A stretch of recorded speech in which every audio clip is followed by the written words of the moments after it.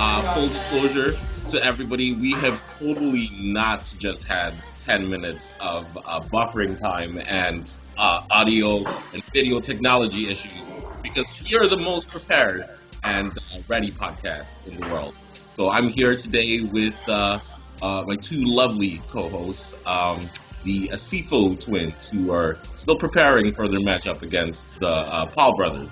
Starting in the red corner. In the red corner. Did I say Asiffo twins? Like, me and Jeremy could be classified as twins. Hell I mean, no. just twins in terms of the devastation that you impose on your opponent. Are you saying that you're better than me or something? No, I'm just saying that I'm your older brother. This is hilarious. Okay, so starting in the red corner, only because he is, I guess we'll start with oldest first. Sporting the 1970s afro, we have Michael Bone Crusher Asiffo. Why am I Bone Crusher? How am I Bone Crusher? Because there's no rules, man. Everybody can be Bone Crusher. Jeremy can be Bone Crusher. You can be Bone Crusher. I can be Bone Crusher. We're all Bone Crushers at heart. Yeah. How are you doing, Michael? Surviving. Yeah. Can't complain. The Lord is good. Why do you like that? Why? What's the problem? Oh man, you can tell when the man has spent a long time with his family when you start using phrases like "the Lord is good." Anyway, Jeremy, in the blue corner we have Jeremy Skullduggery Asiffo. How are you doing, Jeremy? I'm fantastic. What's a skullduggery? I don't know, man. I'm just keeping them light, keeping them all right. loose, keeping them flowing. Listen, this is Jeremy, aka the Matador, aka Feral Germs, aka whatever you want. Listen, man, David was lying. We're not prepared. We're as prepared. We're as prepared as I don't know the Raptors were last night. Damn, man! No, man. Look, we got to be real, man. We're as prepared as the Raptors were for this season, right? So, hey, Okay. Yes. listen. Yes, you know Wait, what? before I like that. I like that analogy. We Exactly. lack the talent, but we're heavily coached. We're super disciplined, and we turn up every night, right? So, I think that describes us pretty well. Exactly. Yo, the greatest meme I saw was, the Will Smith face from the Red Table Talk. They had the Raptors jersey and the Raptors hat, and it was like Raptors fans right now. And it was the Will Smith face from the Red Table Talk. Oh man, we will definitely get to the Red Table Talk. It's the Red Table Talk. We'll definitely get to that later. But before that, I wanted to ask, how's your New Year? Yeah, You guys mine doing was good. fun? Mine was good. It was just another day, is how I wanted it to be. So it's just setting goals, making a plan, and reaching those goals.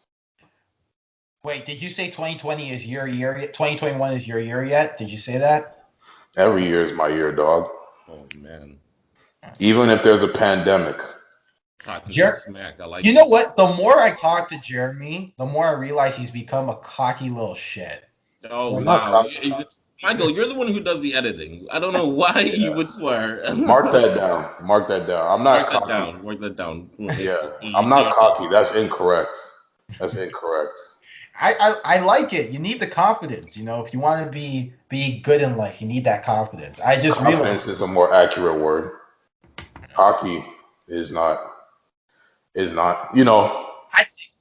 always think cocky is. Like Meek Mill said, if you want it, you got to see it with a clear eye view.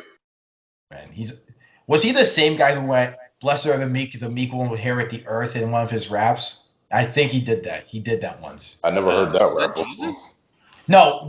Jesus is the one who said, "Blessed are those." Yes, he said the blessings. But Okay. Meek Mill once in a line, literally before he starts going into the song, goes, "Blessed are the meek, because the meek will inherit the earth." Yeah, right. And he was like, "Get it? Because my name's Meek Mill." Like, well, he didn't say that, but I get the. Oh my God, man! All I will say is all I got from that is you think Meek Mill is Jesus, which is a valid argument. And that's how you know Stefano's not on the pod today when we are debating Meek Mill lyrics. So just disclaimer, everybody who is listening and not watching. There is no Stefano. Again, he's trapped in an underground bunker somewhere.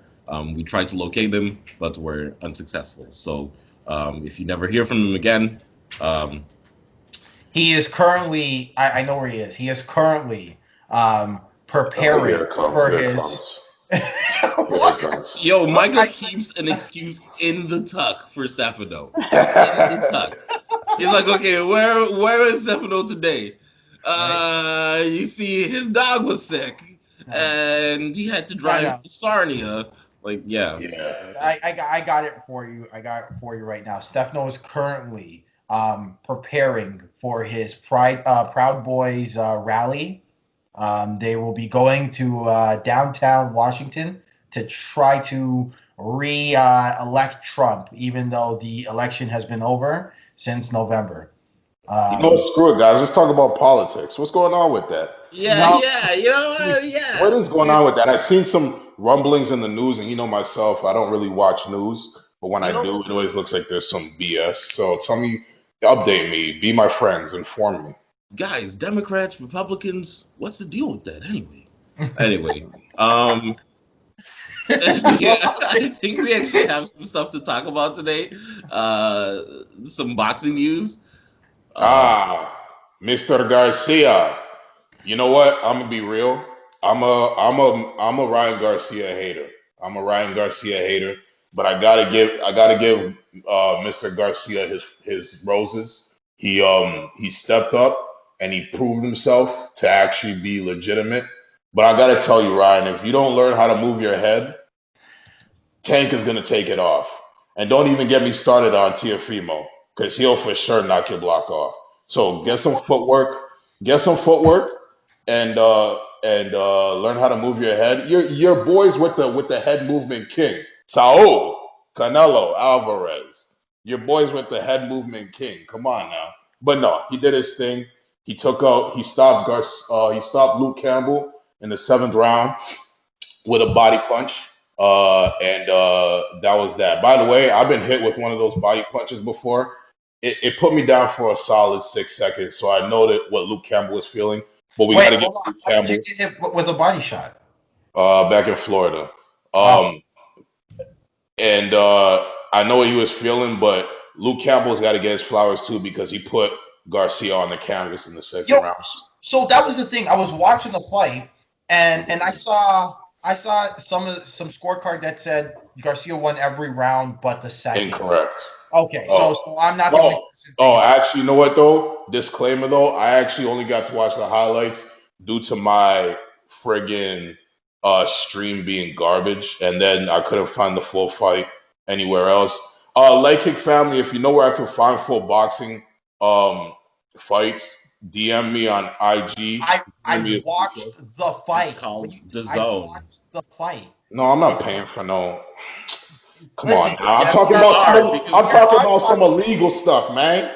You listen. As a person who is a combat sports athlete, we say illegal streams are illegal and not for us on camera when this is going to the public and you can Nah, incriminate come yourself on. on. Of course I'm joking. Obviously, I'm talking about some legal stuff, man. Okay, Of okay. course, it was just a joke. Feds, don't come after me. Don't lock me up, guys. If yes, if I'm not a part of the podcast anymore, feds, if you know I'm you doing time. are watching this in an attempt to incriminate us, I would like to ask you to please stop wasting valuable federal resources. Uh, Anyway, back to the fight. Yeah, I don't know too much about either fight. I mean, I think I've heard of Luke Campbell. I definitely know more about Ryan Garcia. He's a decent fighter. I might have watched some of his fight, either like on the Canelo undercard somewhere. I'd have to go back and check. But yeah, no, I watched the knockout. It was pretty nice. I guess it was almost like they were trading body shots, and then eventually he's just like, "Oh, I'm gonna slip and hit you with this nice left body shot." So yeah, it was nice. He looks good. Uh, I didn't Garcia's really. got that power, man. He Garcia's looks like got he that has power. slick boxing. He looks like he has slick boxing. He looks big for the division too, so maybe that could be in his advantage. But yeah, against some of like Teofimo Lopez, like oh man, That That's a was toughie. Well, that's I don't know. I don't know. Like, I watched the full fight. I watched the full fight. I watched Luke Campbell knock him down in the second. I watched Ryan Garcia do his thing. One thing's apparently clear though. He's got a fantastic left hook. That thing comes out like a piston. It's really nice. No, he's But got poison on the end of that thing, man. yeah, it's real good. But I think the problem for me was the big problem was fundamentals, and particularly fundamentals when facing a southpaw. I get it. He's young. Like I think he's 22 or 23. I can't remember. Like super young kid. But if you want to be the best, understand this. Tank is a southpaw, right? If you don't have your fundamentals and your ducks in a row against Luke Campbell, and you're getting knocked down in the second against Luke Campbell, who, by the way, is still a tough guy. Like, Luke Campbell took Lomachenko to a decision. Luke Campbell has faced some of the best in the world. But if you're going to be taken to the brink by Luke Campbell on a hard hook going to the left, then imagine what Tank's going to do, who is a southpaw. Shakur Stevenson, southpaw. Devin Haney can go southpaw. He's naturally an orthodox fighter, but these are the things that concern me. If I have to give an objective middle point of view, but the kid did his thing though, He showed grit, he showed heart, and he showed composure after getting knocked down. Better men than him would have panicked and, maybe gotten themselves out of there, a la Joshua versus Ruiz, but he wasn't. He stuck to the game plan and figured him out and won, right? Yeah, for me, it's the defense, yo. Like just the footwork and the head movement and just the straight up basic defensive fundamentals for me are his weak points. I think his power is his saving grace. If he can touch you, he will put you down. So Also, I think that hand speed. Hand speed's real good. hand speed and power are on his side. That's a saving grace for sure. But I just think that the defense is needs work. But if he's gonna, yeah, like you said, if he's gonna face Tank, those things need to be cleaned up. He needs to tighten up those screws. For sure, he needs to do that if he faces much more skilled boxers like Devin Haney and Tiafimo. And Shakur Stevenson. Like, And let's Shakur not. Stevens, Yeah, but and Shakur Stevens is in the flyweight division, so it's not really. he's gonna move He, up. Let's be honest. This he is a will move bigger up. division. He'll move up. He will move up, but that's not a for sure thing. Like that he has to fight him right now. Like if Ryan fights any three of those other fighters I mentioned, he doesn't really have to stay. He doesn't have to keep his eye on Shakur Stevens. But Shakur, if he moves up, I mean, yeah, that's also a dangerous matchup too, because Shakur Stevens is nice. Yeah. And also a young kid as well. All my whole point is just when he did look like he didn't understand the game against a southpaw. That's what I was trying to say. Yeah. Yeah. But like, why do you hate him so much? Like, that's what I was trying to figure out. Like, what's I your told you problem I hate him. Wait, hold on. I don't hate him. You I said don't you're hate him. a Ryan Garcia hater. What is it? That means you hate Ryan Garcia. Oh, I just have problems with how they sell. I'm not even a Ryan Garcia hater though. Like I'm a hater of how ESPN and the Zone or not the Zone. I'm sorry, and Top Rankish and places like that. I just hate how ESPN promotes certain fighters and then other fighters that are just as good if not better don't get the same kind of shine. So I like Ryan I Garcia mean, welcome when to he was a boxing. when Welcome to Ryan boxing. Garcia when he was someone who didn't have belts, he was just a pretty boy, and I got a problem with how they just promote pretty boys. Like he was just a pretty boy who just didn't have any belts, but he had all these followers on IG. I don't know. Well, At the end of the day, sound like a hater right now, Jeremy. at the end Sound of the like a day, hater. I am a hater, but at the end of the day, I have no problem giving somebody credit, and I did give him credit at the end of the bet. Did I not? Did I not? I did. I mean, yeah, it's true. But like, okay, my whole thing is that it's not his fault that he's marketing himself the right way. And this is the video that The point I was I didn't say it was his fault. I said it was ESPN and these mainstream uh, boxing No, but outlets that are he's doing it. also getting after it himself as well. Like, look, I think people understand the book is out on you gotta market yourself to these teenagers and these kids, these 19-year-olds, like that 14 to 25 base, I guess not even 14 to 19 base. You gotta market yourself to them. Look at the D'Amelio twins. Look at all those people. Like, I don't even know what they do. I don't know how famous they are. I don't even know like how they became famous, but that's all the kids can talk about right now. And Ryan Garcia is another one of those, right? He does those videos with Gymshark on Instagram. He's always inviting Instagram models and whatever, and TikTok stars, and he's getting after it. And this is the point I was trying to make in that Jake Paul video, where it's like, look, you gotta find a way to not necessarily trash talk, but appeal yourself to those fan bases. You gotta find a way um, to be interesting to them because Leon Edwards is probably one of the best fighters to never win a title in the UFC right now, but Leon Edwards is not going to raise any attention because Leon Edwards is not interesting and not marketable to those people, right? And I think the same thing goes for those like for Tevin Farmer, right? If we have to use Yeah. boxing as an example, right? Tevin Farmer is one of the smoothest fighters I've ever seen in my life. But he has to keep taking these bad fights after bad fight after bad fight after bad fight.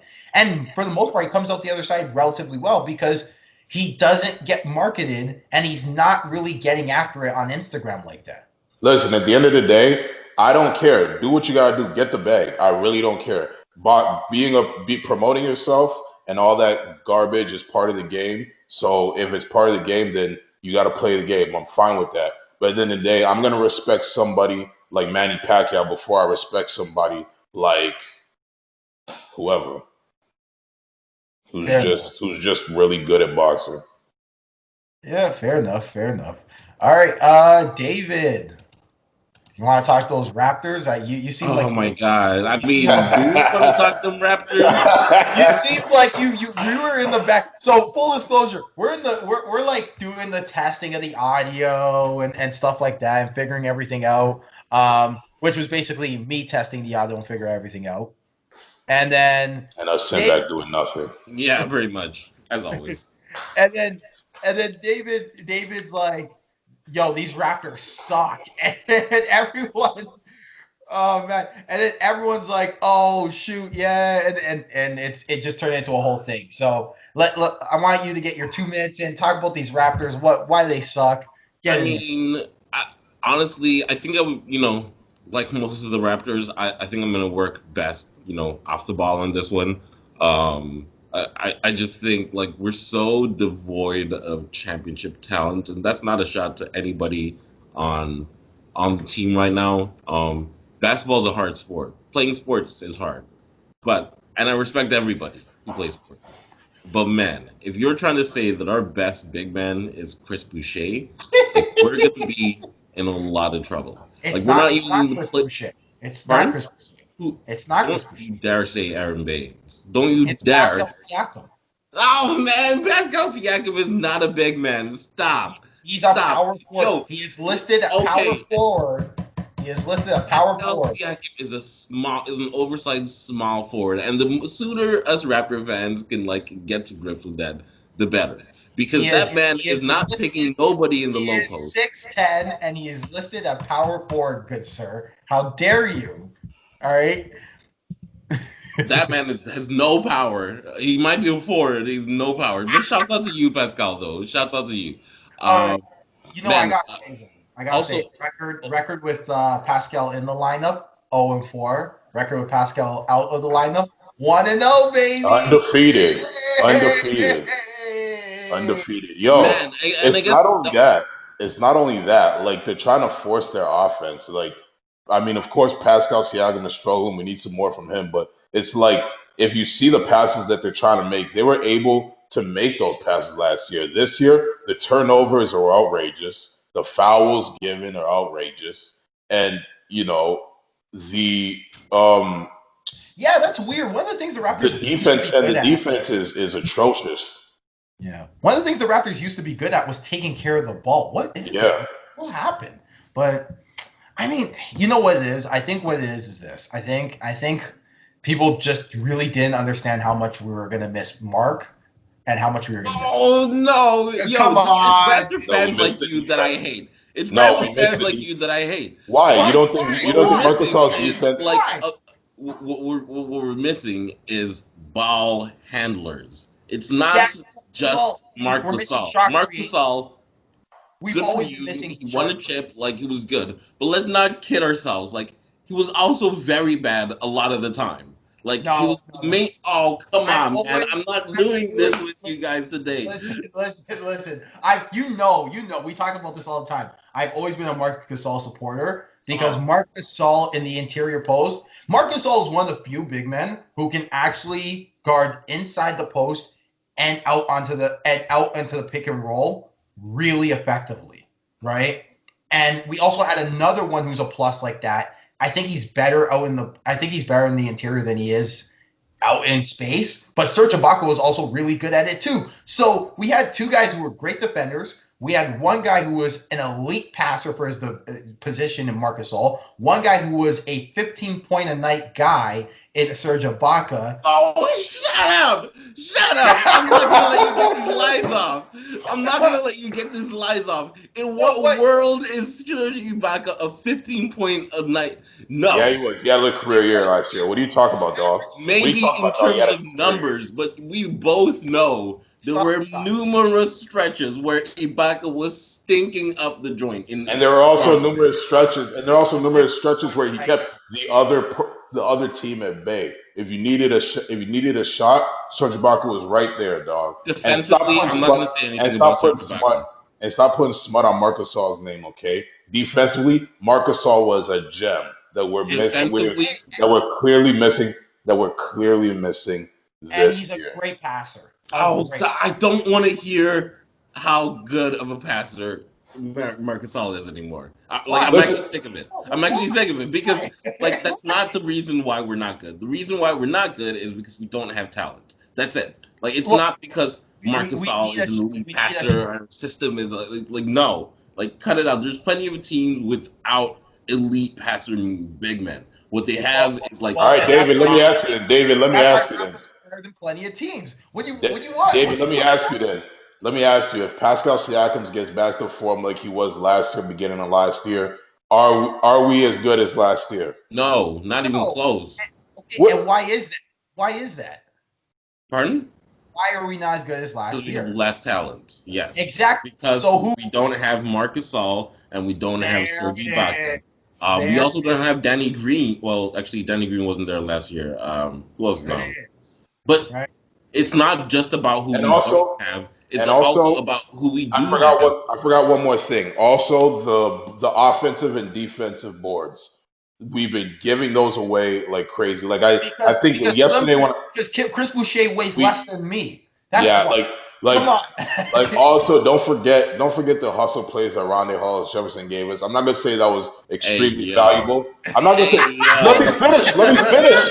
Let me finish. David's gonna be sick. Let David's me gonna finish. Man, I was it's just just about to like say I just was about when to say I'm not gonna say that was extremely valuable, but what I'm saying is that it shows light to how you can't give a team four chances to make a shot, which is what we're doing on both nah, for ends. real. But I do think we could be defending. We're not defending as well as we were last year, which is I think personally the only difference. Like offensively, we were really bad last year, in my no, humble opinion. no, no, Like no. like we were really bad. So this has No. been coming, especially as we've lost arguably our two, at least definitely best interior defenders, definitely. But maybe But there even were also on the less team, we might be the offensive best defenders. players though. That's the other thing though. Like, yeah, we need a shot creator. We need a shot creator, right? And I'm Like yeah, for sorry. sure. We need somebody who can just go get a bucket. Yeah, Ironically, we Yo, need a DeMar DeRozan. yo, Like if I'm we not. were DeMar. right. Yo, you guys don't even sound like Raptor fans right now. No, I'm no, the hold only on, real Raptor fan right here. hold on. I'm gonna tell you right. All right, fine, finish. Go ahead. Let me explain. We do need a shot creator for sure, for sure, for sure. But I think though we are missing some of the tools. Like we were spoiled. Let's be honest, we were spoiled by some of the tools that Marc Gasol and Serge Ibaka gave us. Sorry, Marc Spoiled. Gasol is a good player, elite passer, on the decline. First position. Sure, on the decline throughout his entire Raptors career, to the point where, in my humble opinion, that latter part of last year, like, was not a good. Like, I don't want to be too, because we're on camera, I don't want to be too disrespectful, but like, was not very good. Told you Serge this. Off Ibaka. camera, Hold on. Serge off Ibaka, camera, he's running your name through the dirt, Mark. Just hilarious. want you to know. Serge Ibaka on the decline since he signed his contract. Oh my!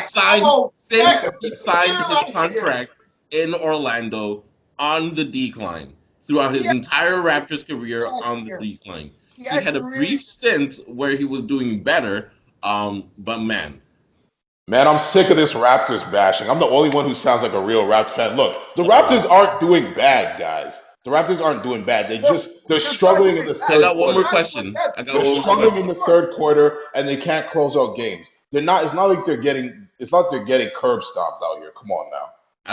Yeah. We're losing to the Pelicans. We're getting curb stomped. Like, come on, don't do that. Okay, I got one more question though. Is Pascal Siakam on the clock? And at what point do we trade? Because here at the Light Kick, we respect and we champion our African superstars. But man, hey yo, my G. Man, if I cover basketball again like I used to, and I see him again, like we used to talk a lot. That's the problem. Yeah, I would say he is. Because I think he's in that weird spot where people know he's still good, but he's having a crisis of confidence right now. My thing is, like, what is he good at? Well, he's really good at pushing the pace. He's a plus defender. No, he's a good defender. He's a good defender. Yeah, plus defender. Yeah, he's a plus defender. And he's an improving three-point shooter. The problem, though, is his three-point shot is streaky. So there will be some nights where he looks really good. But the biggest issue is that he doesn't really have – the league has kind of figured out his half-court shot create. Yeah, his half-court game, which is take 3 dribbles with the right hand, spin, move to the left, and then – or take 3 dribbles to the left, spin, and you're in the lane. And then – put it up and hope for a foul or you're in, or it's just run and jump. And then there's the 3-point shot in the corner. All right? Man. He just needs a left or right. But funny enough, he needs a post game. But funny enough, he hasn't been doing those moves too much in the last few games. Nick Nurse even said, like, yo, just go back to basics. Just do what. Just dance with what got you there, and he hasn't been doing that. He's been trying to, work these other parts to his game, but that's not his game. He doesn't have that in his arsenal. His spin moves. Sorry, go ahead, David. No, I was gonna say his spin moves are definitely what got him here. Realistically, and he hasn't been doing that. Maybe he should. I mean, I don't want because they weren't working last year, so I don't want to say like they were working until he ran into the Boston Celtics, which are. Who, by the way, even early in the season, he wasn't like I don't know. I mean, he wasn't an all-star, so I don't know. Yeah, like they were working. I just think that the problem is the Celtics are also one of the best. Like if the Raptors were a good defensive team, so were the Celtics. Like they're right there. They were right there defensively.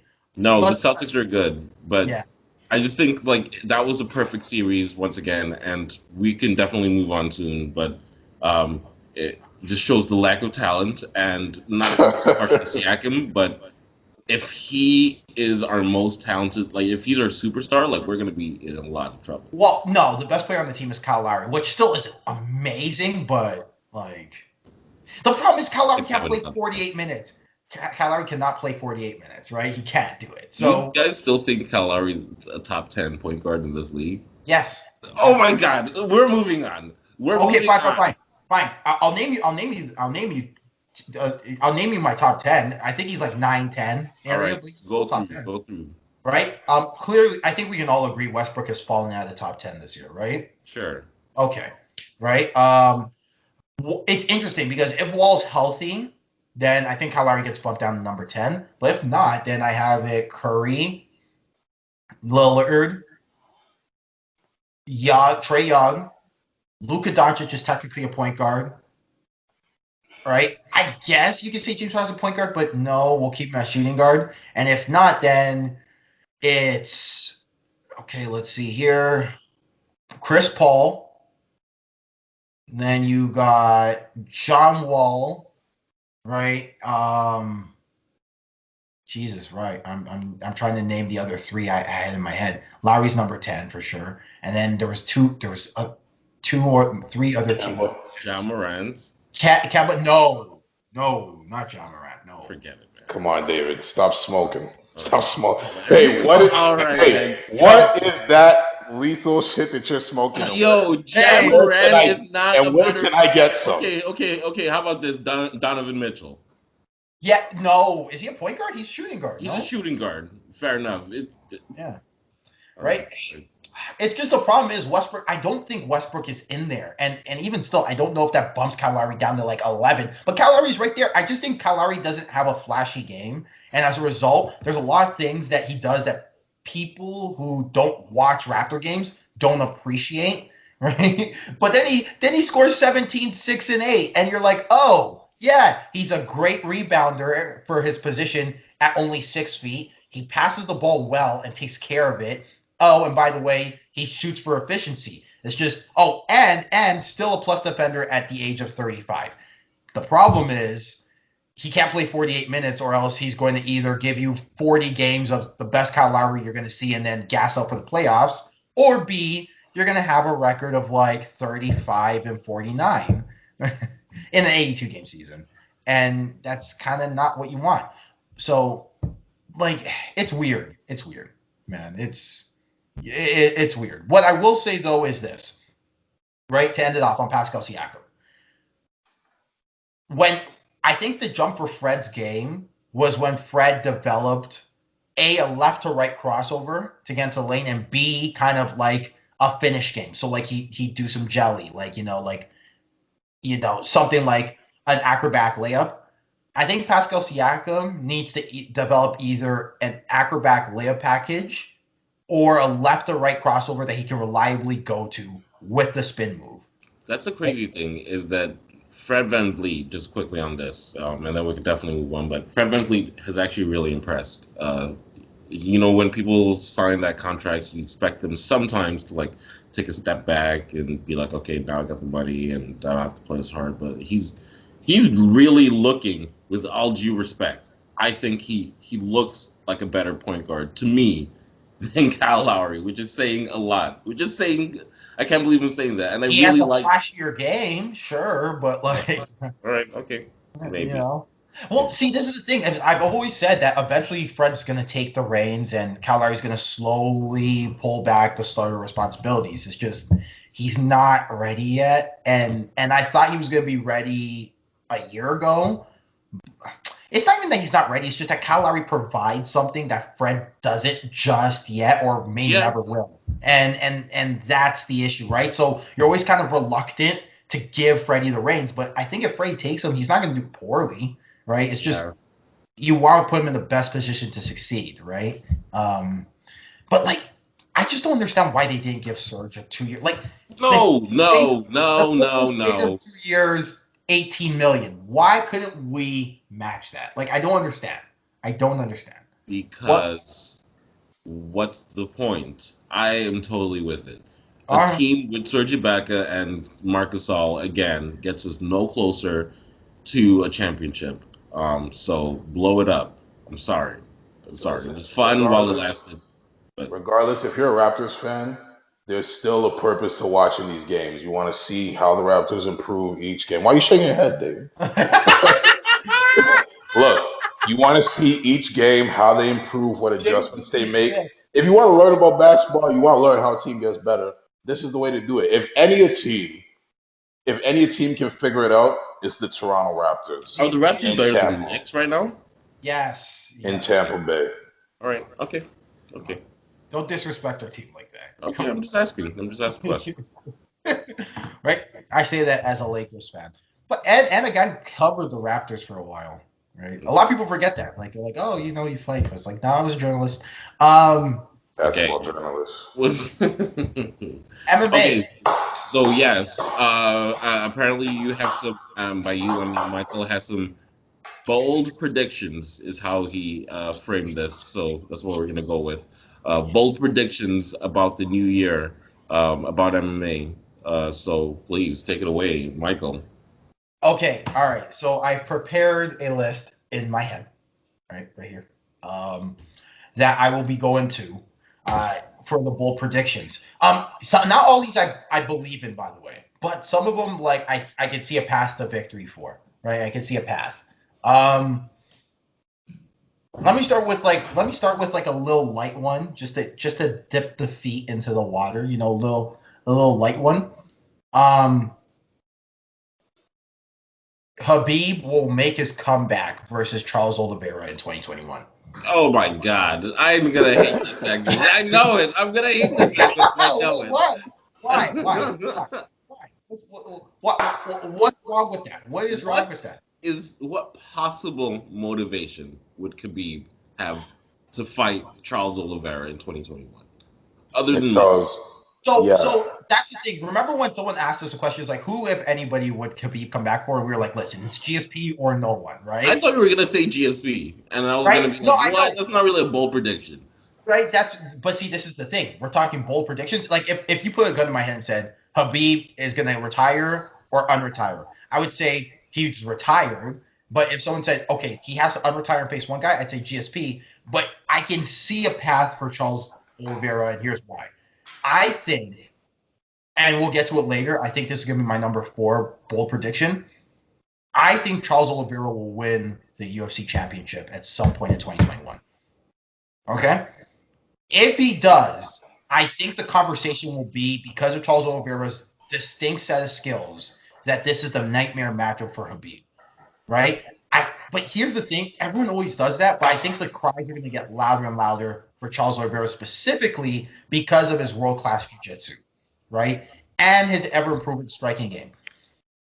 So because of that, I think Habib will get enticed. They dangle the carrot out there and be like, hey, you can't beat Charles Oliveira.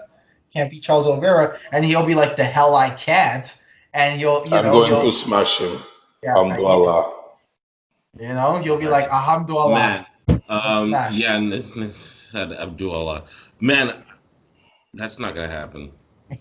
But that is a bold prediction. I can definitely see Charles, and maybe we can just make that number 2 in terms of bold predictions. I can definitely see Charles Oliveira winning the championship, um, depending on the matchup, honestly, because we still don't. I mean, I guess we do know how he matches up against some of like the top guys, but who's he fought recently? Tony Ferguson. Tony And Ferguson smashed coming him. off a loss, but also coming off a loss. No Fair disrespect, enough. Fair enough. probably with all due respect, the worst Tony Ferguson we've seen in the octagon, um, and also Tyron Woodley, right? No, wait, I'm confusing him with Gilbert Burns. No, but yeah, no. Still though, I just don't see that as much as a motivator for Oh, Khabib. for the record, the black guy Charles Oliveira faced, you're switching out black guys. It was Kevin Lee. He faced Kevin Lee. And No, no. I knew he faced Kevin Lee. I was not confused. No, for some reason I was thinking Tyron Woodley, but no, he didn't fight Tyron Woodley. Um, I don't know, man. We'll see, but it doesn't sound likely to me. Khabib's made it very. I mean, he quit for a really personal reason. yeah, no, It I doesn't think sound so. like somebody who's motivated by money too much. Although anybody, if you put But enough that's the thing. zeros, This isn't the motivation. The motivation for GSP is not the money. The motivation for GSP is, of all the matches his father wanted him to fight, GSP was the one, right? yeah, It's and that would well be documented. might be the greatest MMA fight of all time when it happens. But Khabib versus Oliveira is not that. Yeah. Well, I And just think that people will just really dangle. quickly, Sorry, go that ahead. they've also made the argument that oh, this guy poses really interesting problems for Khabib. They said that about McGregor. They said that about Poirier. They said that about Gaethje. They said that about Ferguson. They said that about everybody that he faces. Barbosa. They say that about everybody. So like, I don't know why I that would be any really different. thought Barbosa was gonna win, and I was proven so wrong. I saw really don't see a world where he doesn't just drag Oliveira down, doesn't play jiu-jitsu, just makes it more of a wrestling match and just punches him and makes it more of a ground and pound thing as opposed to like a tactical grappling match, in my opinion. But I don't know. Well, I agree. That's why it's not like the highest thing on my list or it's the most craziest thing. Like, I don't necessarily. I just think that, look, the reason why I think Charles Oliveira winning the championship is actually unlikely because of just the people who have more of a name, A, or B, the people who kind of are ahead in the pecking order. Like, think about it like this. McGregor, Poirier, and Gaethje are all at the top. The UFC wants to push Michael Chandler, right? And Dan Hooker is always a fun fight. So that means Charles Oliveira probably has 5 guys ahead of him just by name value alone. Like, let's not even talk about the fact that like 3 have a legitimate claim. Actually, 2, if you really think. I was going to say McGregor and Poirier are going to fight each other, so you can pretty much cancel out one of those. But the winner of that matchup is going to face somebody for a title, and it's probably going to be Gaethje, right? And why would so, he beat you though? Because Gaethje Gaethje last. Like who's he? Yeah, he lost to beat last, but he also beat Tony like when Tony was still on the win streak, and I But think that's not a compelling enough argument. That's like saying Dustin Poirier. Okay, so because he, number one, is on a win streak. So if he wins, he should. But he lost to Khabib. Yeah, so did Justin. And he fought a tough fight against Dan Hooker. Come on, right? And I'm not trying to say that as a disrespectful Dan Hooker, but the whole thing is that like if we can play that game, it's like, like whose resume's really been higher right now, Gaethje or Poirier? I think they're right there up against each other. Personally, I don't see the difference really. All I'm saying is that Gaethje will. Okay, I'm just saying. Let's say in a world, McGregor, Poirier, and Gaethje are all gonna fight for the title at some point in 2021, right? If Chandler blows up Dan Hooker, I don't think he will. I think it'll be really close. But let's say he blows him up in the first round, right? Michael Chandler is probably going to be due for a title shot at some point, right? Which leaves Charles Oliveira waiting in the wings. But at the same time, Charles Oliveira is the nightmare matchup for everyone in that division. That's what I'm saying. That's what I'm thinking. I'm thinking like, all he needs is 1, maybe 2 wins. He's going to get a title shot. Because there's just not. I mean, you might think there's. I see what you mean by there are a number of guys ahead of him, but they're gonna cancel each other out. And he's gonna fight like the loser of some fight, and I mean he's already fighting the loser of Ferguson and Gaethje technically.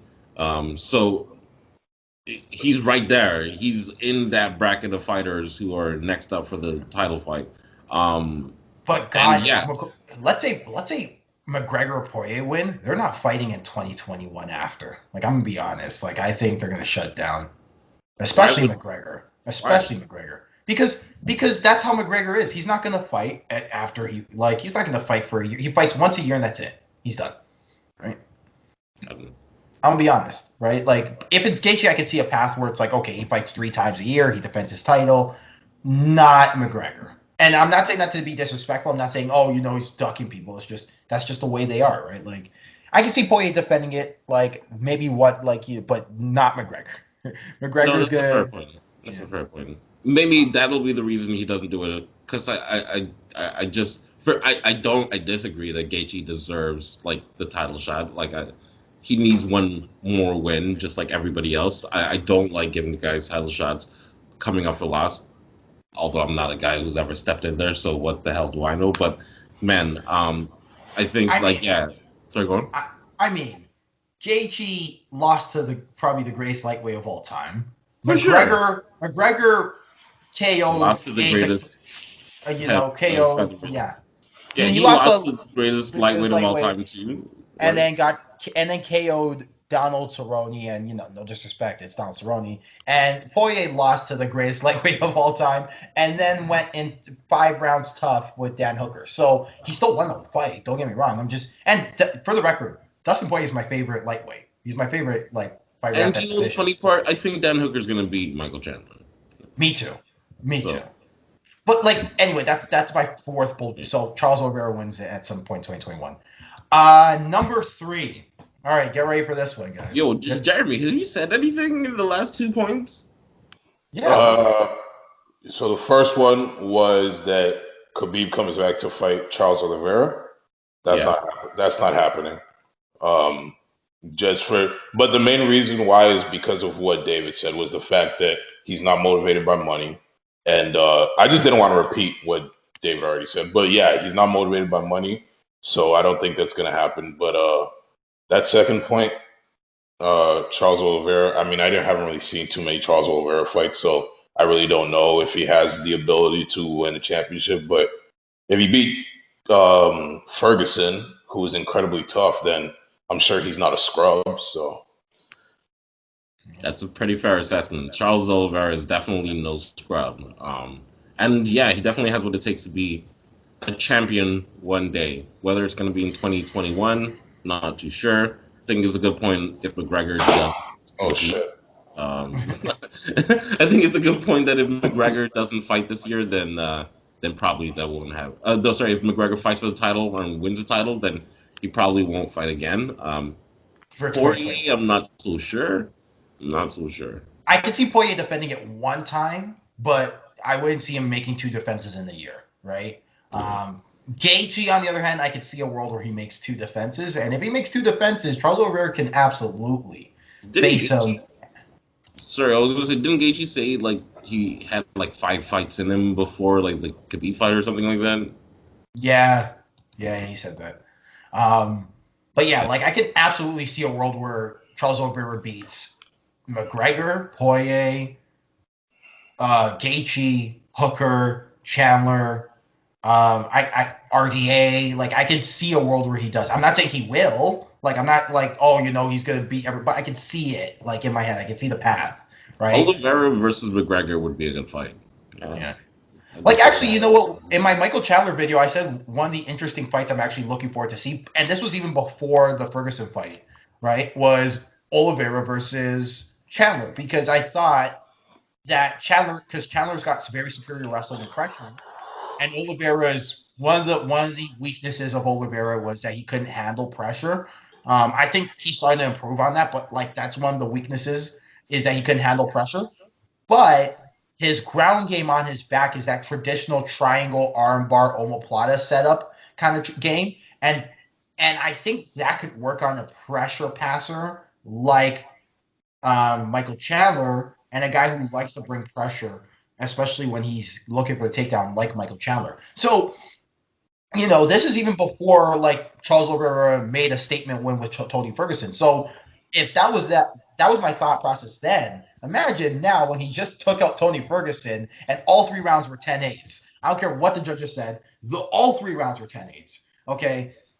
I think this guy has got potential. I think he really does to win the championship.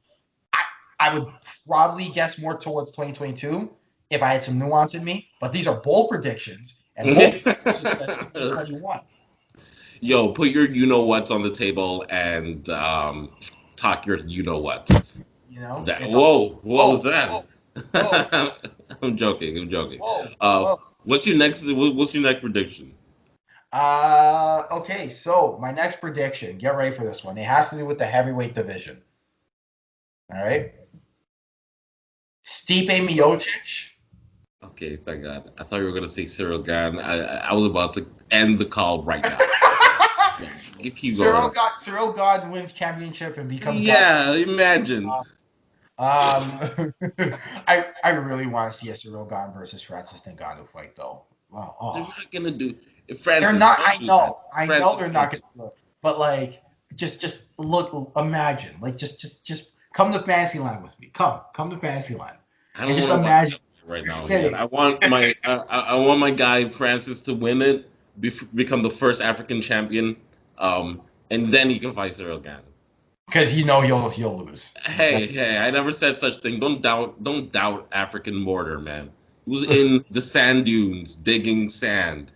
Okay. No. But like, why you want him to face? Why do you not want him to face Cyril Gane unless he faces? You think he'll lose? Like, it's a tough matchup. It's a tough matchup. Cyril Gane's definitely more dynamic, and he hits. I wouldn't say as hard, but he hits hard enough. And has defense. And he can wrestle, and he can Francis, for Cyril Gane's the French fellow, right? Yeah, man. Yeah, anyway, what's your prediction? We're not even talking about Cyril Gane. Okay, so actually, you know what? I'll say. So you know what? I'll just say it. Stipe Miocic beats John Jones in 2021.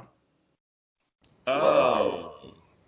Man, I don't know about you, but I'm getting kind of sick of these like super matchups. I'm more interested in like guys and their rise up to the championship, and then champions who are fighting and dominating the division. Like even like Adesanya, Blachowicz, like please no, not really? Interested. I'm not interested, man. I see again, like I said a million times, the UFC really wants to set up Adesanya versus Jones, where Jones has the heavyweight title. And Stipe, and it's not Stipe, and Adesanya has the light heavyweight title. They really want to set that up, and you know, I think they're not walking the parks. They're not walking the park. Jan Blachowicz is not walking the park for Israel Adesanya, and Stipe Miocic is definitely not walking the park for John Jones.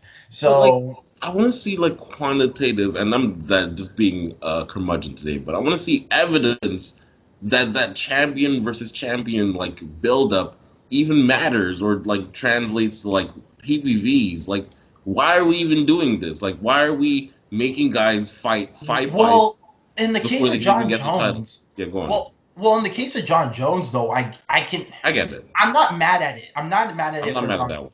Yeah, I'm not mad at it for John Jones because he's done all he can in that division, in the light heavyweight division. Now, granted, the last fight a little suspect, but you know, this is a guy who has to cut an enormous amount of weight to get to light heavyweight. He's getting older, and he wants to cash in on some great matchups.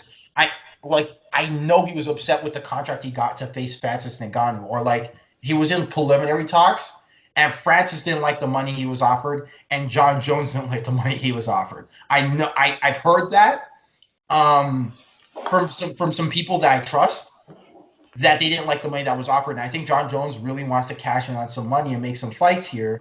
And he knows that being the baddest man on the planet is a great title to have when you are trying to cash in. And the thing about the heavyweight division is it's one of the few divisions where I don't think like it's one of the few divisions where if a guy of John Jones' caliber moves up, I don't think he has to like face Curtis Blaydes to prove himself or anything like that. No, I think he should just right away go to Stipe. With that being said, back to my bold prediction, I think Stipe has the tools to beat him here. I really do. Yeah, for sure. If you put a gun to my head, I think Stipe wins. Like, I think it's extremely close. I think it's extremely close. But a lot of people forget that Stipe Miocic has great wrestling. Like, not good, great wrestling. And he's got a straight right. His straight right is like a piston. And I get it. John Jones is one of the most creative strikers to ever fight in MMA. And he's a guy who picked up striking late. But he hasn't really shown that creativity as of late. And when you're at heavyweight too, you have to get used to that. Your body, you're not able to do the same things. I know. As soon as when I had to my weight fluctuated from when I did Taekwondo to when I started work getting training for football, my body became different, and all of a sudden, whenever I would do things like tornado kicks and hurricane kicks and crescent kicks, I had to get used to my body, and it took time. And I don't know if John Jones is going to get enough adequate time in 2021 to get used to his body. And I think I basically think you're going to see a John Jones who's at 80% at heavyweight versus Stipe, and if an 80% John Jones will lose to Stipe. Wow, that's a really bad habit. I really cut people off, but I don't know if I'm rolling with that one, man. Because John Jones is a heavyweight, has always been a heavyweight throughout his career when he's not cutting weight. So it's really just going to be John Jones not cutting weight versus Stipe Miocic not cutting weight. Okay. So I don't know about the whole body argument. I agree with you actually though that Stipe Miocic has a pretty decent chance. I wouldn't say he's a favorite, but I'd say it's as close to evens as they can probably get, just because he has the tools. His boxing's good, his wrestling's good. Yeah. He's fought Daniel Cormier twice already, and the Cormier fights were fairly close with John Jones until Jones kind of just like ran away with it. But Yeah, in the he later already. rounds. Let me just get clarification. Why does John Jones need to get used to his body? Well, I just think that typically when you are a fighter and like you move up in the division, excuse me, when you move up into like a division or anything like that, or you move down, your body changes, and it's not. No one talks about it. For whatever reason. No one ever really talks about it. Like your body changes when you move up or down in division. It not to an obscene degree, but enough I to think just it would make be you a little easier. off, Mm, right? yeah. Sometimes you do really well, a la Robert Whitaker. He was a welterweight, remember? And then he moves up to he moves up to middleweight, and he's ruining everybody. But Kelvin sometimes Gastelum. Calvin Gastelum, another example, right? But then sometimes you get Michael Johnson, right? I You think know, I think if his body changes that much, I still think John Jones will be fine. Yeah, it'll be close, like you guys have said, but I still think John Jones will be fine, and he'll be just like Pacquiao, and he'll bring power with him. He'll bring athleticism with him, and he'll get it done. Yeah, If they for me, should, yeah. for me, the only thing I was gonna say is that the whole tactics. It's really down to game management or fight management or whatever you call it. And I just think John Jones is the best we've ever seen. I Mhm. don't. I think if he goes down early, like a couple rounds, and Stipe surprises him, like he's gonna find a way to claw back those other 3 rounds. Stipe is really good at that too, as we saw against Ngannou. But um, I've watched too many John Jones fight where I'm just watching it. I'm like, man, this is the best fighter in the world. Like this is a terrible performance, and something just clicks, and he's like, okay, no, I should win this fight. And every time, so far anyway, he's won. So he's really never given us a reason to like doubt whether he's gonna win the fight. Oh yeah, like for the record, I'm not saying Stipe's gonna walk in there and just murder John Jones. What I'm saying is, Now that would be a bold prediction. yeah, like like I'm not saying that at all. What I'm saying though is, if you put a gun in my head and said, put your house, your family, and your girl on the line, who's winning this matchup, I'd be crying because I would have no clue. And I'm kind of leaning Stipe. I'm kind of leaning Stipe, just because of the things I mentioned, but also because Stipe is legitimately a good fighter too. And I just don't know if 100% John Jones loses to Stipe, but a 90% maybe, like a 90, an 80 maybe, right? But yeah, Fair enough. let's see. Okay, take number two. All right, number two. All right, get ready. I want you to sit down for this. Okay, I'm sitting. We're all I sitting. I need you to close your eyes, and I want you to picture a world where Colby Covington is the UFC welterweight champion of the world. Wait, so you think he's gonna get that rematch against Kamaru and he's Yeah, gonna win this time? yeah. You know what? If I had to be honest with you, I think Kamaru Usman wins, and I've actually made that video. Like I made a video called "Who Stays Champion? Who's gonna stay champion?" But I think, I think Colby Covington has more than a chance. In that original video, I was like, I don't think that chance is high. Then I thought about it. I watched the Kamaru Usman versus Colby Covington fight again. I watched Jorge Masvidal versus Kamaru Usman. I watched Colby Covington versus Tyron Woodley. I thought about it some more, and you know what? Colby Covington showed some new wrinkles that could pose some issues for Kamaru Usman in the second fight if he attacks some, if he gets some direction of where to attack him. Like, for example, the kicks. If he hits him low on Kamaru, who's to say his knees don't give out a little bit, right? He's had bad knees. Um, that looping overhand right that Colby would throw from orthodox and then switch into southpaw into a body kick. I like that a lot. I liked it a lot. He still takes a lot of shots, and he couldn't knock out a butterfly if it was up against the concrete. But you know what? I can see a world. So it's my bold prediction that Colby Covington is champion at some point in 2021. Now the problem is his mouth makes him like persona non grata, especially in the ESPN era. But why not? I mean, well, Every era is Jack, the you take ESPN this one. era. You take this one. Huh? Oh, no, You it's take not this happening. No, it's not happening. This dude's smoking something lethal, and where can I get some? Like, honestly, like, no. Kamaru Usman smashes him. I mean, did we I all watch went that back. first fight? Yeah, I Did went we back and all? watched the first fight, and you know what? It's actually a lot closer than I remembered. It was close. Like, And that's what I was thinking. you I could make the remember argument that Kamaru was actually losing. Like, you could make an argument that he was losing up until that point. full disclosure, I had it 2-2. Yeah, and he was losing the round too. So, like, up until like he's kind of turned it around. So, you know, And Kamaru Usman hasn't improved his game since then. I mean, we haven't really seen it. Yeah, right. Like that's the thing. Like Kamaru's kind of. I wouldn't say he's stagnant because you don't know what he's working on. You really don't. No, I will say this: his stand-up has gone like objectively better. Like, I mean, we saw that against like Masvidal too. Even though like he wasn't standing up too much, but like he's not like lost on stand-up at all. Like he is like I wouldn't say an elite striker, but like he could fight an elite striker and be just fine. I went back, but even going back and watching that fight, like Kamaru's like a little marked up. You know what I'm saying? Colby's getting like bloodied, but Colby hit him a lot. So to me, I'm like, how are you not marking up Kamaru Usman? Like talk about like lack of head movement. Shouts out to Kamaru though. I mean, but no shouts out because you're a Trump supporter, but also shouts out because you're Nigerian. But like, it's complex. But my thing is like, I walked away that fight feeling even more confident that Colby Covington couldn't knock out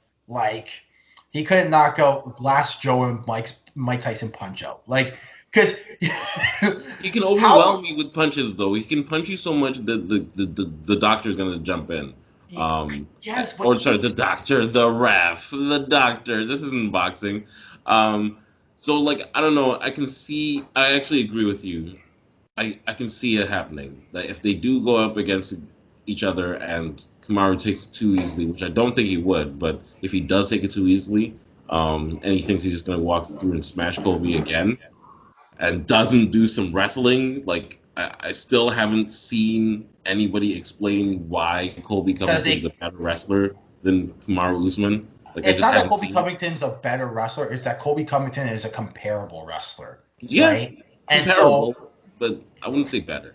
I definitely wouldn't say better. But the problem is with especially wrestlers is their jiu-jitsu game is top game heavy, right? And once they get on their backs, like usually, right?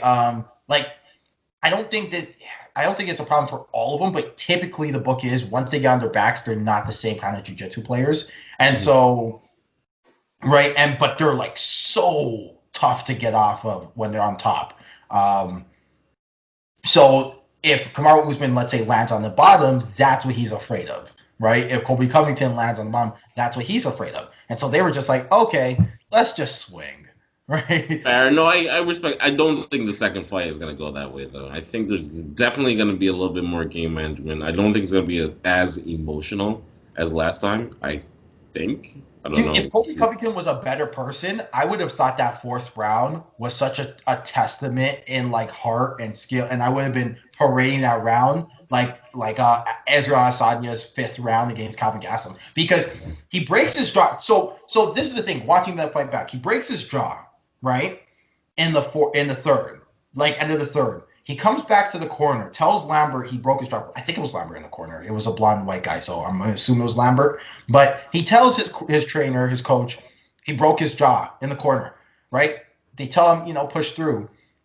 They show the replay, which still even looks nastier now. It's like, ooh, right? He comes back out and shuts Kamaru Usman down. Like, not even a little bit. Like, shut him down in the fourth. The cojones on this man. If he was a better person, man, they would be talking about that fourth round for years to come. I'm serious. Like, but yeah. But I'm sure Gilbert Burns has something to say about Colby Covington being welterweight champion. I'm not sure who wins that one, honestly.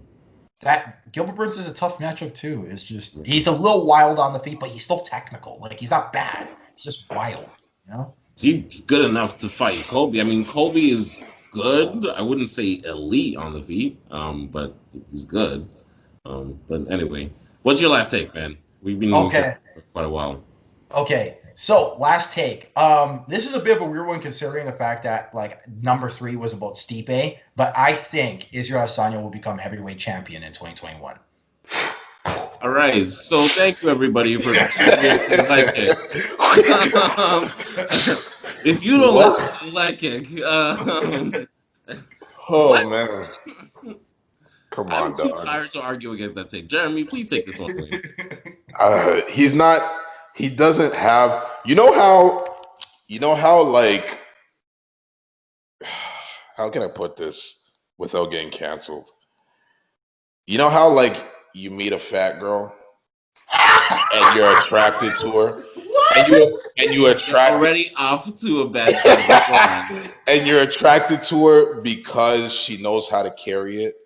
Like, she was born, like, she's always been fat.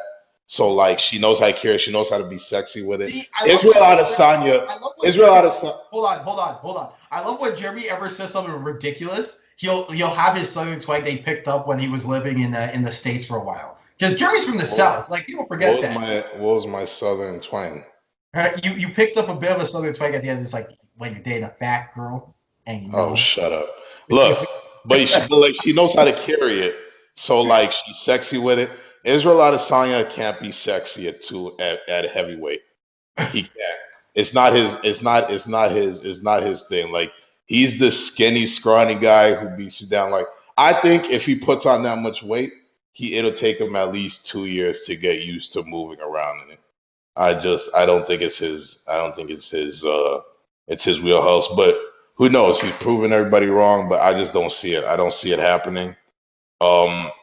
And Israel Adesanya already, like, I mean, I don't know. I can't say he has poor grappling because I really have never seen it. He's a purple belt in Brazilian Jiu-Jitsu, by the way.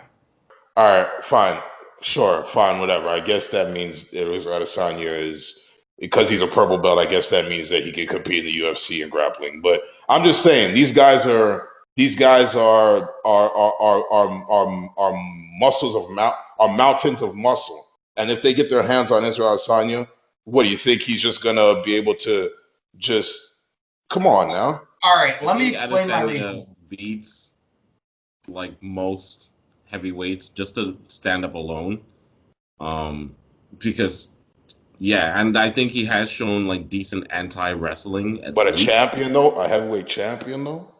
I mean, who's the heavyweight champion right now? Do I think Adesanya beats Stipe in a stand-up battle? Yeah, I think he does. Do I think Stipe is gonna make it a stand-up battle? No, absolutely not. Like, I don't think he is. All right, let me explain my reasoning. For it. Okay. All right. Now, admittedly, this is a little bit of mental gymnastics. Okay, but let me explain. I think Israel Adesanya. I don't think it's a cakewalk, but I think Israel Adesanya beats Jan Blachowicz, right? Now, when I was making this, full disclosure, when I was making this list, this was actually, like, I made it number 1 to 5. So some things contradict each other. And the contradiction is that Stipe beats Jones.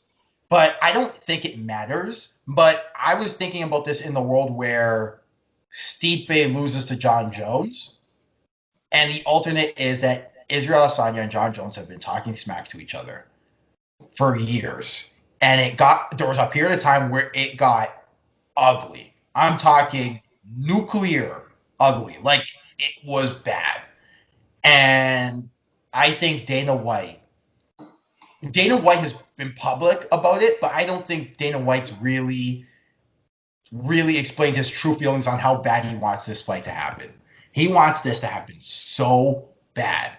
So, if Israel Adesanya wins the light heavyweight championship in 2021, and John Jones wins the heavyweight championship in 2021, it may not happen in 2021, but I think the next fight Dana White's going to make, and he will back up the Brinks truck for it, Israel Adesanya versus John Jones for the UFC heavyweight championship. And I think Israel Adesanya beats John Jones. Do you think that it would be a heavyweight?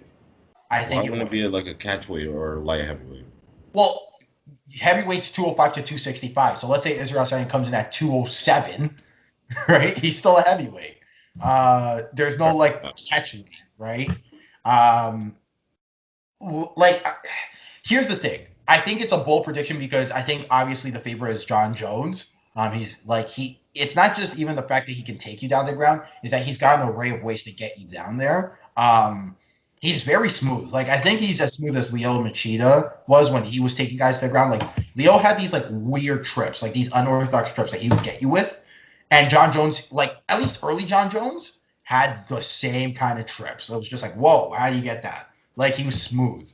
But this is bold predictions, and bold prediction says that, I think Israel Adesanya has seen it all when it comes to striking. By the way, he's fought kickboxing at heavyweight, by the way. So for everybody who's thinking, oh, he's too scared, he's fought it at heavyweight. He's fought kickboxing at heavyweight before, and won.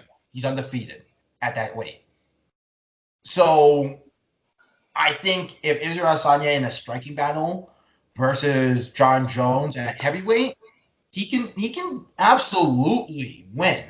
Israel Adesanya has shown anti-wrestling skills, including good movement at middleweight against faster wrestlers. Again, he can absolutely do well with his anti-wrestling skills against a division that isn't even, quite frankly, wrestling heavy. Like, you got Blaydes, Stipe. Who's really like in the top 5 who's like a wrestler? Like, you know what I'm saying? Oh, you said top 5. If not, I would have said Romanov. Romanov's like what, 13? Blagoy's like maybe if Izzy gets the right nutritionist and strength and conditioning coach, then he can put on the right type of muscle. But if he doesn't, then that weight is going to act as an anchor, and he's not going to be as quick, as explosive as he is right now. Well, that's the other thing, is that he's going to bring a comprehensive game that you don't see in heavyweight often, a feint game, a comprehensive kicking. Like, the reason why Ciryl Gane was so impressive to me was because I was like, I've never seen this before at this weight class. You know what I'm saying? Like he's got a great kicking game. He's got great striking. He can wrestle. He's putting people on their backs and hitting heel hooks. Like, what's going on here?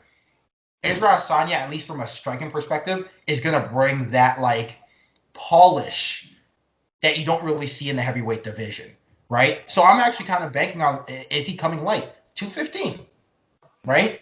I'm banking on that. 215, 220, somewhere around there. And he...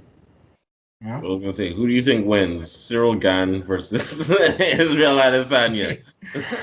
Ciryl Gane beats everybody. Come on. All right, okay, just checking the temperature. Come on, man. Bold predictions.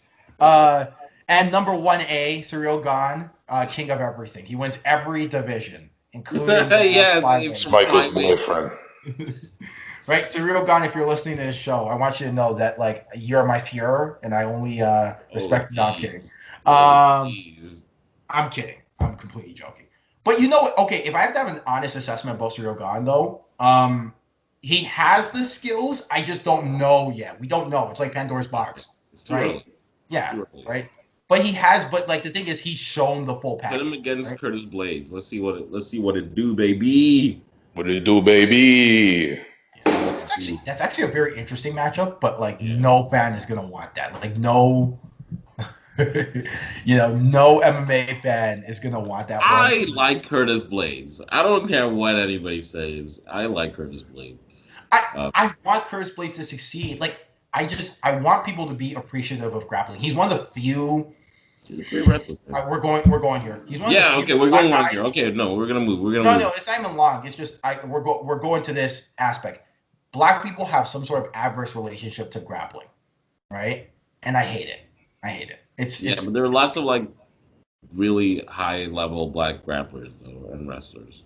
Of course. And so I don't understand why we don't support our own when it comes to the grappling. And you know, when Tyron Woodley knocks out Darren Till, who by the way, Tyron Woodley was All-American wrestler, just saying, but you know, when Are you talking about North American black people? Yes. Well then that's an easy answer. It's because of boxing.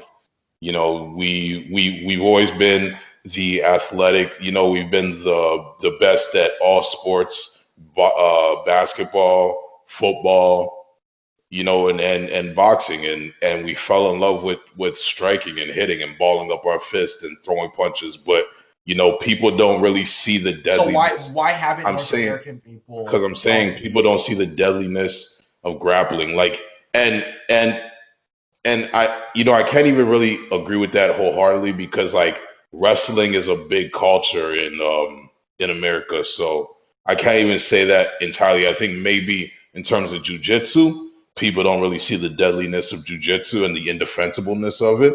But I'm telling you, like when it comes to combat sports, we only see boxing, like we see our people, you know, succeeding in things like boxing. We don't really see our people. So it's really just having a face and having somebody to I'm look not at. saying black. I'm not saying black people. Look, but even my still, thing is, like sorry, go when, ahead. even still though, like when it comes to wrestling and the Olympic champions, you know, you see plenty of black Olympic wrestlers. I'm not saying that you don't see plenty of black wrestlers. I'm saying that we don't get behind our people with it. You know what I'm saying? We don't get behind them. And like we get behind Derek Lewis, we get behind Francis Ngannou, but we're not getting behind Curtis Nobody Blaydes. gets behind grapplers, period. Don't make it a black thing. Don't make it a race thing. Really? Yeah, I don't think it is a black thing. I mean, look, Tez Planet is all over Ryan Hall. They call him the most avoided man in bantamweight, featherweight. I can't remember. Featherweight. Listen, I'm the Right? casual Only a certain UFC fan. I was just gonna say, only a certain kind of MMA fan is like Right. super rabid about Ryan Hall. Right. It's not. Exactly. It's not just. Here's the thing, though. With Ryan Hall, it's not like a cult following. David, you know this. Cult following with him. You know what I'm saying? Yeah, but that's not. Dubrox, cult following. Cult, right? 170. You go.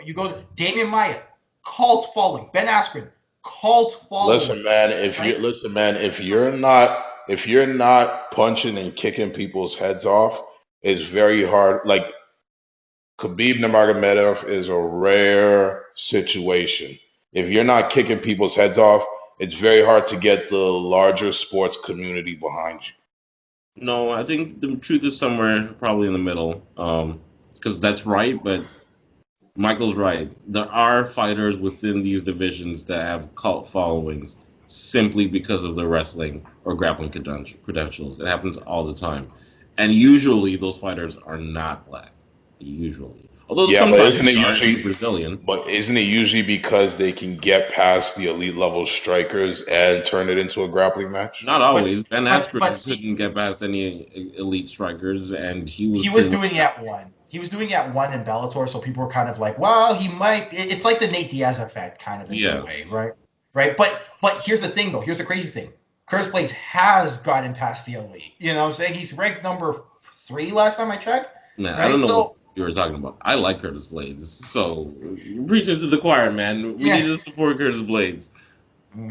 Right. I think the other problem is I don't even know how Curtis Blaydes sounds like. You know, like be interesting. It's the Leon Edwards effect. No, man, no. He had his thing. He had his thing with Market. Dana. He was like, I'm not doing no more fights until I get a title shot or something like that. And also, you know, remember when he fought that guy? What's his name? Justin Willis, or whatever. He was like, "Oh, go home, fat boy, learn how to wrestle." I love that. That was funny. That sticks in my mind forever. But yeah, no, man, he's a funny dude. I don't know. You're right, though. I think there is an element of truth in what you're saying. If you're not like a boxer or like a really explosive striker, and you're black, you don't seem to get the same push. Even like Leon Edwards, who is a striker. Yeah, but he's not knocking people out. Exactly. You know? Unfortunately. Yeah, man, and And I'm just they're saying, very if you ask good. most black Let's people, not even I'm kidding. saying Let's not though, kid ourselves. Kamaru Usman didn't get the push that's up what I'm until saying. I was just about to say, yeah. I was about to say, no. Israel Adesanya's been on the Breakfast Club. I don't see, and the Breakfast Club, for those of you who don't know, is a black media outlet. But Dude, like, everyone knows what the Breakfast Club is. Come okay, on. I'm just wait. saying, I'm just saying, Adesanya is buddies with what's his with name? Kamaru Usman. But I'm No, saying, no, no. He's buddies with Charlemagne and all no, of he's those guys. That's no, why he no, got no, invited no, up. I don't no. No, He's no, understand buddies. Kamaru No. He's Usman buddies with Andrew from Schultz. supporting Noggin on what's it called So what you on. think? No, no. but I'm. I've seen. Look, even I look, watch. look, I watch. let me What's ask his you a question. name? You know, First of all, he's buddies with Andrew Schultz Robbie and Andrew. Lawler. I watched Robbie Lawler on Hot 97. I don't know. Is Robbie Lawler even black?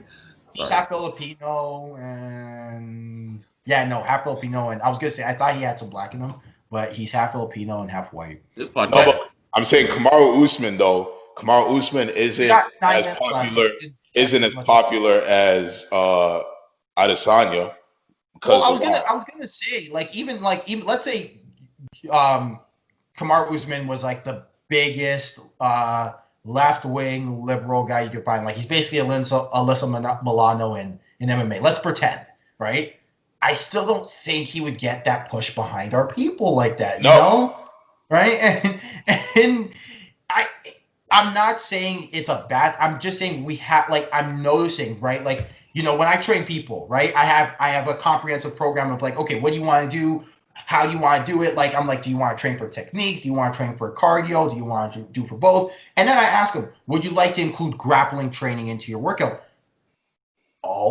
It's a lot of people, but like all the white people go, yeah, let's do it, right? And all the black people go, I'll stick to boxing, right? Because But ain't you know what nobody though? trying to touch bodies. What is Right. this? Listen, But like, listen, because all Israel Adesanya does is kick people's heads off, and all Kamaru Usman does is roll around on the ground with black Yeah, guys. like don't touch me. No, but listen, no, but that's not even no, but that's just a joke. No, but really though, honestly though, grappling, like I think people can get past the whole closeness of it.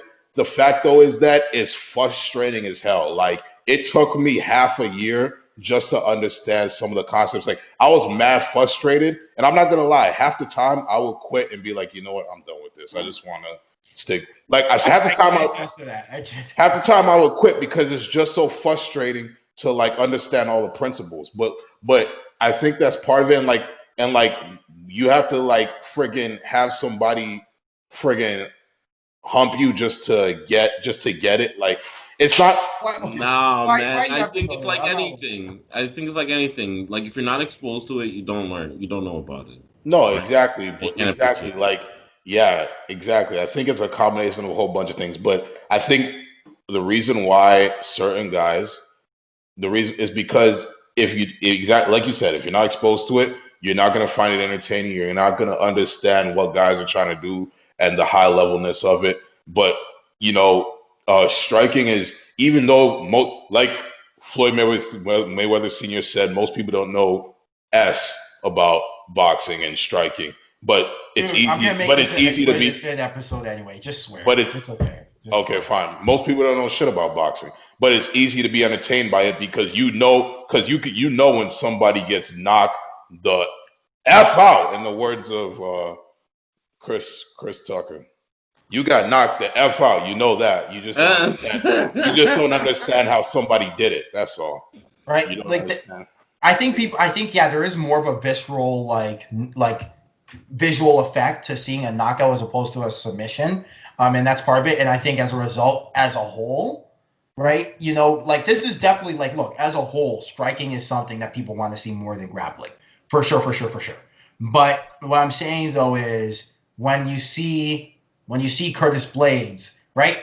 I'm not even saying, oh, white people have to get behind Curtis Blaydes. That's not what I'm saying at all. What I'm saying is our people got to support. You know what I'm saying? Our people got to support. We got to get out there for grappling, and we just don't do it for our black grapplers for some reason. And it just, what I'm afraid of is guys like Curtis Blaydes toiling around in the heavyweight division, not even sniffing the title. Now, part of it is because he lost to Francis Ngannou twice. That's part of it. But the other part of it is like, look, like I want to see him get his co-main event on a big card moment where he beats somebody dominant and calls someone up for a title shot. Like I want to see him have a moment, like a Derrick Lewis moment, right? Derrick Lewis had no business facing Daniel Cormier for a title. But what happened? He has a moment against Alexander Volkov. He had a funny interview, right? And then got to go on. And what I'm afraid of is even if, let's say, Curse Blaydes like just ragdolls somebody who's like, let's say in an alternate universe, he ragdolls Cyril Gane, right? Let's just say on the co-main event of McGregor Poirier 59 or something. I'm just messing around, right? I'm afraid that even if he ragdolls Cyril Gane on that card and has like a funny joke here or there, he's not going to get his title shot because of his style. That's what I'm scared of. The reason, well, I don't know. We're going kind of long on this. Sorry. But we should wrap up soon. But the reason he's not getting a title shot is because there's been barely any movement in the heavyweight division as well. I think once now that the whole Stipe Cormier thing is sorted, hopefully with some movement, he can either fight Ngannou or whoever's the champion, because we got to get some movement on that stuff. Yeah. And Ngannou deserves it. Because he's already beaten everybody else at the top of the division. Like, there's nobody else for him to fight other than guys who would also be champion that he would have to face if either he was the champion or they are the champion. So why you waste that fight now when you can cash in on that later? Yeah. But boy, Ngannou deserves a title shot, though. For sure. Boy, he does. Sure. Yeah. But, I mean, yeah. Anyway, we can talk about that when it actually happens, about how he asked the bed against Stipe. Oh, man. Is there a card next week? When's the next card? It might be 2 weeks. In a couple of weeks? All right. Man, jeez. Send in your questions, y'all. Yeah, I gotta do that. That's on me. Like I've been sleeping on the Instagram lately, so I got put in the ask questions and get that set up. And I've been working. Yo, guys, we're making our way up in 2021. Like we're gonna make some producial improvements. Right, we're gonna make some improvements on the show. We're gonna make some improvements on the YouTube. We're gonna be more active on the Instagram and the social medias. We have a Twitter now. Yeah, we're going to be making improvements on our lives, improvements on the world, improvements on MMA, improvements on it all. 2021 is the leg kicks year, baby. No, okay, I'm kidding. But no, this is a process, and we're glad that you guys are along for the ride. Yeah. Oh, and by the way, I just want to give a special thanks. Thanks for the shout out on that Ben Askren video, guys. Like, for those who watched it and listened to this podcast, thanks for the shout out on that one, because I was really scared about how that was going to be received. Like there are certain videos I know people are not going to respond well, like the Colby Covington one, for example. I was like, okay, this is just a video for like I know what's going to happen. But the Ben Askren one, I was kind of like, I don't know how this is going to go. But I'm just gonna say my opinion, and hopefully, people understand where I'm coming from. And for the most part, people got what I was trying to say. Even though if I had to do it again, I would have probably said it better. But that was a great. Thanks for the love, and people shared it all over the place, and we got nearly 1,000 views on that. So thank you, appreciate that one. Yeah. Awesome. Okay. I guess I will take us out of here. It takes away since I brought us in. Listen, everyone, if you're not subscribed to the Leg Kick, and I don't just mean on YouTube, I also mean on Spotify. I don't even know if you can subscribe on Spotify, but if you can, you better do it. On Anchor, on what else we on? SoundCloud, on Instagram, subscribe on there. Don't follow us, subscribe. Facebook, Twitter, just subscribe. We don't even have those yet, but subscribe. Oh, we have Apple. We're on Apple Podcasts too, by the way. Okay, subscribe on Apple, YouTube, Instagram. If you don't do that, the Asiffo twins will be coming. Asiffo brothers. Twins. Okay. Different twins. Different twins. You don't know them. I know them. Oh, all right. Got it. They're going to be coming directly to your house with a balaclava and a machete. Whoa. A machete. A Machete. A A machete. machete. They will have no words for you. No questions. Just action. Yeah. Just action. Okay. Michael, I think you have. What's your outro again? Oh yeah. In this crazy mixed up world where nothing is going right already in the third day of 2021, except for your fellow friends at the Lickage. Just remember, you got 3 things. You got life, you got family, and you got this podcast. Stay safe, everybody. Happy New Year. Happy New Year. And a Merry Christmas, you filthy animal. Okay.